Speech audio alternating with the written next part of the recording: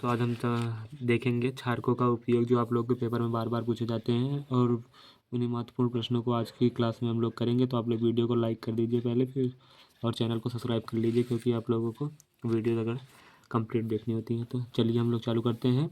आज हम लोग पढ़ रहे हैं क्षारकों के उपयोग, जो कि आपको 2-2 नंबर में पूछ लिए जाते हैं, एक नंबर में भी। चलिए, एल्युमिनियम हाइड्रोक्साइड का उपयोग प्रति अम्ल के रूप में किया जाता है।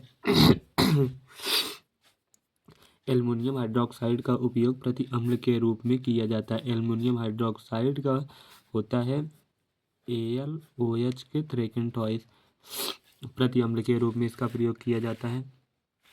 अब दूसरा हम लोग का है सोडियम हाइड्रोक्साइड का उपयोग साबुन तथा धामल सोडा, कागज व रेयान के निर्माण में किया जाता है, व फिर रेयान के निर्माण में हम लोग इसको करते हैं। फिर आगे हम लोग का नंबर 3, कैल्शियम हाइड्रोक्साइड का उपयोग जल की कठोरता को समाप्त करने व ब्लीचिंग पाउडर के निर्माण में किया जाता है।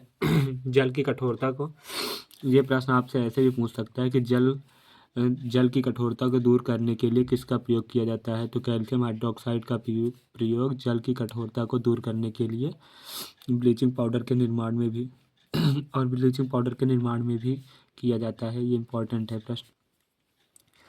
तब हम लोग देख रहे हैं सूचक किसे कहते हैं, उसके बाद हम लोग पीएच परिसर देखेंगे। चलिए, सूचक है, ये भी आपसे 2 नंबर में पूछ लिया जाता है, सूचक किसे कहते हैं। चलिए हम लोग देखते हैं सूचक या इंडिकेटर। वे पदार्थ जिनका उपयोग किसी अनुमापन में उदासीनीकरण अथवा अंतिम बिंदु को निर्धारित करने के लिए किया जाता है, सूचक कहलाते हैं। हम लोग सूचक किसे कहते हैं, तो जिसका हम लोग किसी स्केल पर निर्धारण करते हैं उसे सूचक, जिसका निर्धारण हम किसी पैमाने पर करते हैं उसे सूचक कहते हैं। आप लोग डायरेक्ट ऐसे याद कर सकते हैं कि सूचक किसे कहते हैं, जिसका निर्धारण किसी पैमाने पर किया जाता है उसे सूचक कहते हैं। पीएच परिसर हम लोग देखते हैं। पीएच स्केल आपसे बार बार प्रश्न पूछा जाता है पीएच स्केल से, ये इंपॉर्टेंट प्रश्न है। आप लोग वीडियो को पूरा देखा करिए, आप लोगों को पता चलेगा। पीएच स्केल किसी अम्ल, क्षार व सूचक के रंग में परिवर्तन किसी निश्चित पीएच पर न होकर एक निश्चित सीमा में होता है, जिसे पीएच परिसर कहते हैं। जैसे कोई भी चीज़ का निर्धारण हम लोग करते हैं तो वह एक पैमाने मापक पर ना होकर वो पूरी सीमा में होता है। जैसे यहाँ से लेकर यहाँ तक एक सीमा बनती है, तो इसकी वैल्यू यहाँ से यहाँ तक ऐसे होती है। जैसे पीएच का मान आप लोग जानते ही होंगे, जैसे 0 से, अगर 0 से 7 के बीच में है तो अम्ल है। यहाँ पर होता है 0, यहाँ पर हो जाता है 7 और यहाँ पर 14। इस तरफ हो जाता है हम लोग का अम्ल और इस तरफ हो जाता है हम लोग का क्षार। तो चलिए हम लोग देखते हैं पीएच सूचक में क्या क्या है, मतलब पीएच सूचक। जैसे मेथिल ऑरेंज का आप लोग से पूछ लेते हैं। चलिए हम लोग देखते हैं। पहला हो गया मिथिल ऑरेंज।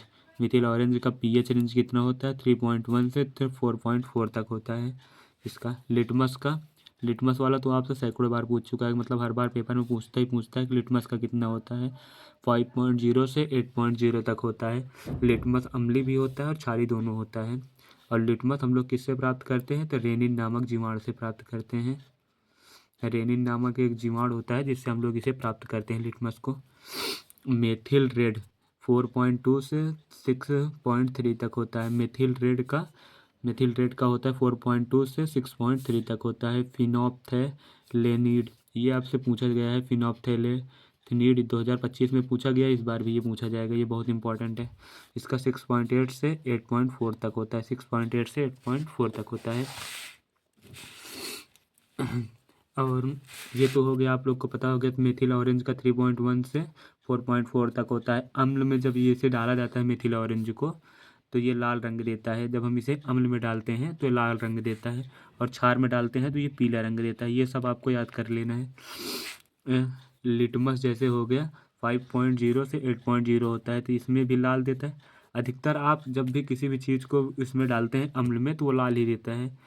एक फिनेल्फ्थैलीन पूछा जाता है इसलिए क्योंकि ये अम्ल में पीला देता है। तो आप लोग को यही मार्क करके रखना है कि ये पीला देता है और ये इसमें उल्टा देता है, इसमें लाल देता है उसमें पीला देता है। तो ये चीज़ आपको याद करनी है।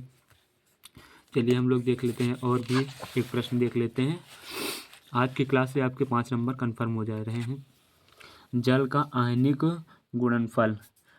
स्थिर ताप पर जल में उपस्थित H+ आयन की सांद्रता व हाइड्रोक्साइड आयन की सांद्रता के गुणनफल का योग जल का आयनिक गुणनफल कहलाता है। इसे Kw से प्रदर्शित करते हैं। इसे Kw द्वारा व्यक्त किया जाता है। हाइड्रोक्साइड आयन की सांद्रता का हम लोग फॉर्मूला देख ले रहे हैं। चलिए, हाइड्रोक्साइड आयन की सांद्रता बराबर होता है H+ बराबर होता है 1×10⁻⁷ होता है। ये आप लोग याद कर लीजिए, 1×10⁻⁷ होता है। हाइड्रोक्साइड आयन की सांद्रता बराबर -OH आयन की सांद्रता बराबर 1×10⁻⁷। यहाँ पर Kw का यह फॉर्मूला है। Kw बराबर हो जाता है, Kw जल का आयनिक गुणनफल को Kw से व्यक्त किया जाता है। इसका होता है H+ × OH-। चलिए, आपसे ये एक सूत्र भी है जिसमें आप लोग रखेंगे तो Kw का मान निकल के आता है 1×10⁻14 होता है। इसकी वैल्यू 1×10⁻14। चलिए, आज की वीडियो यहीं तक रखते हैं। वीडियो जो नहीं तो ज़्यादा लंबा हो जाएगा। अगले में हम आपको pH मान किसका कितना कितना होता है और लॉग की वैल्यूज़ आपको बताएंगे। चलिए, कल इसके हम लोग सवाल करेंगे। आज के लिए इतना ही। धन्यवाद। वीडियो को लाइक और शेयर कर दीजिए।